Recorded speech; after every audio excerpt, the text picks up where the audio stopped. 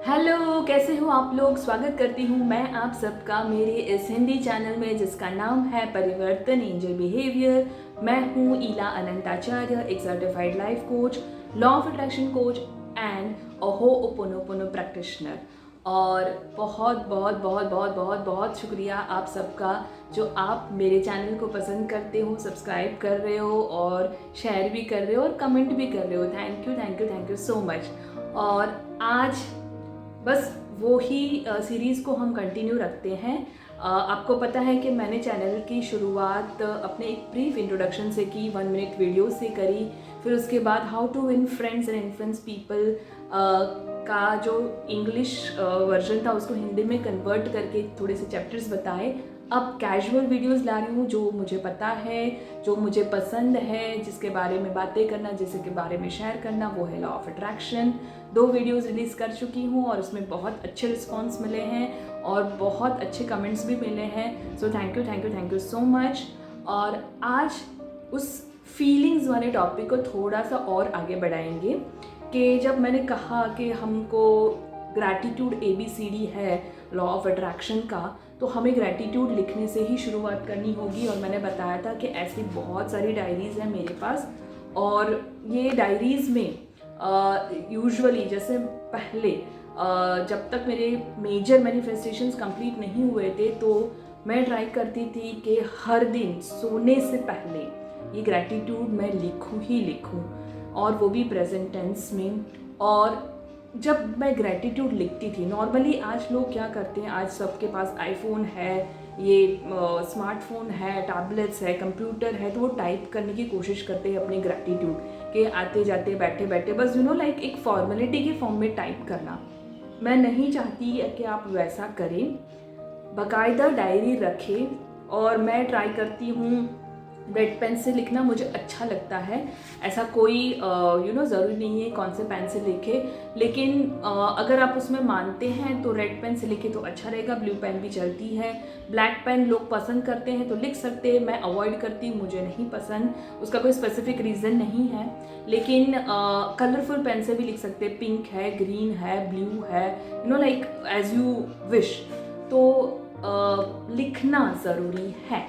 लिखने का बहुत बहुत बहुत बेसिक कारण बता रही हूँ मैं कि अब्राहम हिक्स बोलते हैं कि अगर किसी चीज़ के बारे में आप मिनिमम 17 सेकेंड्स 17 सेकेंड तक सोचते हो तो उसकी वो जो वाइब्रेशन है वो बाहर निकलती है और वो उस चीज़ को अट्रैक्ट करने के मोड में ला जाती है, लेके आती है। तो 17 + 17 + 17 सेकेंड जैसे मिलते जाते हैं, तो अगर आप मैक्सिमम 68 सेकेंड तक भी कुछ सोचते हैं तो आपकी तरफ आकर्षित होने लगता है, अट्रैक्ट होने लगता है।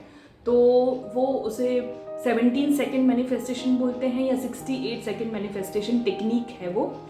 तो क्या होता है कि जब आप लिखने बैठते हैं ना, तो ऑब्वियस बात है कि आप उस पॉजिटिव चीज़ को जो आपको चाहिए उसको मिनिमम 17 सेकेंड तक तो आप सोचोगे ही, या मिनिमम 68 सेकेंड तक तो आप सोचोगे ही, उसके बाद ही लिखोगे। क्योंकि पहले थॉट आता है, फिर ही उसको आप किसी रियलिटी में कन्वर्ट कर सकते हो। तो जब आप लिखते हो उस चीज़ को, तो एक टेक्निक, 2 टेक्निक यूज़ होती है, 17 सेकेंड मैनिफेस्टेशन टेक्निक और 68 सेकेंड मैनिफेस्टेशन टेक्निक।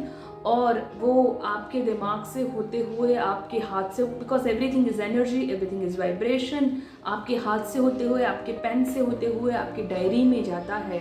तो जब वो पूरा फ्लो ऑफ एनर्जी हो रहा है और जब आप लिख रहे हो उसके बारे में आप सोचते हो, और लिखते लिखते एक और टेक्निक हो जाती है जिसको बोलते हैं विजुअलाइजेशन टेक्निक या इमेजिनेशन होता है। तो वो सारे टेक्निक्स मिलते हैं ग्रेटिट्यूड वाले डायरी में, और आपका जो गोल है वो एकदम आपकी तरफ फास्ट फॉरवर्ड मोड में आने लगता है।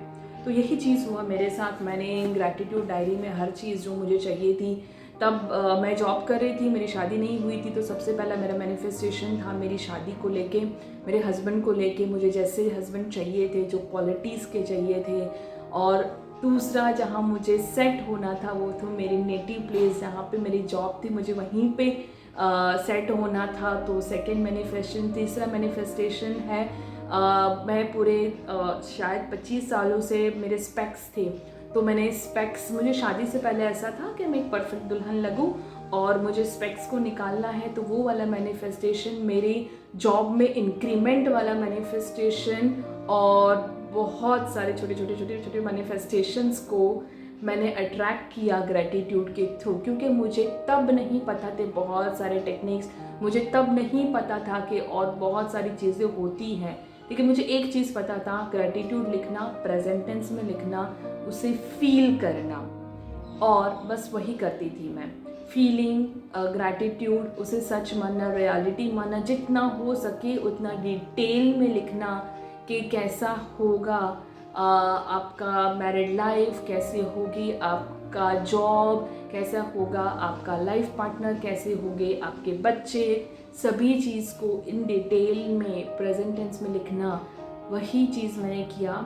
और उसको मैं नहीं बोलूँगी कि फास्ट हुआ, लेकिन हाँ स्टेप बाय स्टेप हुआ। क्योंकि और एक चीज़ लॉ ऑफ अट्रैक्शन में होती है कि मैंने जैसे पहले ही एग्जांपल में बताया कि आपकी फ्रीक्वेंसी उस फ्रीक्वेंसी से मैच करनी चाहिए, तभी जाके आपको वो मिलता है। पहले मैं बहुत लो फ्रीक्वेंसी पे थी, लेकिन जैसे ही मैंने ग्रैटिट्यूड शुरू किया, स्लोली स्टेडीली, बीच में वापस से गिर भी गई थी। काफ़ी टाइम हुआ था कि जब मैनिफेस्टेशन नहीं होता, कोई मेंटर नहीं होता आपके पास और कोई आपको गाइड करने के लिए नहीं होता, तो फ्लक्चुएशंस आते ही आते हैं। तो इसलिए मेंटर होना बहुत ज़रूरी होता है। कोई बात नहीं, लेकिन तब ऊपर नीचे होते गए, लेकिन मैंने होप नहीं छोड़ा। कोई भी कंडीशन आई मतलब ग्रेटिट्यूड मैंने लिखना नहीं छोड़ा, मतलब वो तो मेरा कंटिन्यू ही रहा। तो स्लोली स्टडीली जब मेरी फ्रीक्वेंसी उस फ्रीक्वेंसी पर मैच हुई, bang on, I got all my manifestations. और वो बस अभी उसी चीज़ के लेके वो मैनिफेस्टेशन से मुझे आगे और ज़्यादा मैनिफेस्टेशंस हुए। नहीं मतलब एक चीज़ मिलती है तो दूसरी चीज़ के लिए और होप बढ़ जाती है, तो उस होप को लेके तीसरी चीज़ के लिए और ज़्यादा होप बढ़ गई, और स्लोली स्टेडीली सारे मैनिफेस्टेशंस होते गए। और कई मैनिफेस्टेशन ऐसे हुए जो मैंने सोचा नहीं था। मतलब हाँ, मैंने ग्रैटिट्यूड बुक के साथ मैंने एक विजन बुक भी बनाई थी। मैंने विजन बोर्ड नहीं बनाया था, विजन बुक बनाई थी, जिस विजन बुक में बहुत सारे मैंने अच्छे फोटोग्राफ्स को मुझे चिपकाया था। मैंने कहीं मुझे घूमने जाना था, चाहे कुल्लू मनाली, शिमला, डलहौजी, बस मैंने चिपका के रखा था। और मैंने कुछ ज़्यादा उसके बारे में लिखा नहीं था स्पेसिफिक होके कि मुझे शिमला जाना है, मुझे कुल्लू मनाली जाना है या मुझे डलहौजी जाना है। लेकिन शादी के बाद वो सारे जैसे फ्लो में होते हैं ना आप, एक धक्का लग गया तो बस आपको सारा मिलता जाता है। बस वही चीज़ हुई मेरे साथ। तो वो सारे मैनिफेस्टेशंस मेरे विदाउट आस्किंग भी हुए।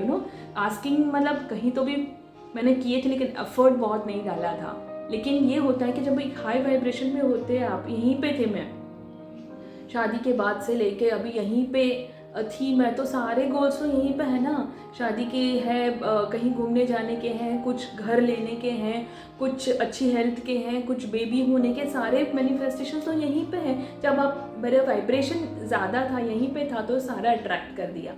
हाँ, कई बार ऐसा हुआ कि थोड़े लो चले गए, नीचे लो चले गए, लेकिन फिर तुरंत याद आ गया क्या मिसिंग है यार, क्या मिसिंग है, फिर वापस ऊपर चले गए। तो ऐसे करते करते बहुत सारे मैनिफेस्टेशंस किए। और इसीलिए चाहती हूँ कि आप लोग भी बिल्कुल निराश मत होइए कभी भी। आपके अगर कोई मैनिफेस्टेशन नहीं होते तो ये समझिए कि आपका वाइब्रेशन यहाँ पे, आपके मैनिफेस्टेशन यहाँ पे, बस वो गैप है, उसको फुलफिल करना है।